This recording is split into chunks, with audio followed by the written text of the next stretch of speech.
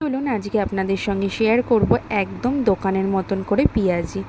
এখানে পেঁয়াজগুলো আর কাঁচা লঙ্কাকে আমি কেটে নিয়েছি। পেঁয়াজগুলো এই রকমভাবে কেটে নিয়েছি। এর মধ্যে লবণ পরিমাণ মতন আর দিয়ে দেব আমি হলুদ। তারপরে এর মধ্যে মিশিয়ে দেব আমি বেসন। বেসনটা কিন্তু খুব বেশি পরিমাণে দেব না, তার মধ্যে দেব লঙ্কার গুঁড়ো আর সামান্য একটু গরম মশলা। তারপরে খুব ভালো করে এটাকে মেখে নেব। সামান্য পরিমাণে জল দেব যদি প্রয়োজন হয়। এরপরে কড়াইতে তেল দিয়ে এই রকম একটু মাখো মাখো হবে, সেই রকমভাবেই বেসন দিতে হবে।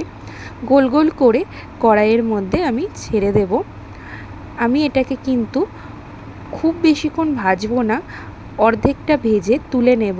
তুলে নেওয়ার পরে সেই যে দোকানের চ্যাপ্টা চ্যাপ্টা আকৃতির হয় সেটা করার জন্য আমি গ্লাস বা বাটি দিয়ে এই রকম পদ্ধতিতে একটু চেপটে নেব, তাহলে কিন্তু একদম দোকানের মতন দেখতে হয়।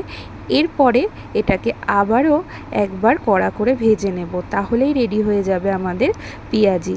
কেমন লাগলো রেসিপিটি অবশ্যই জানাবেন।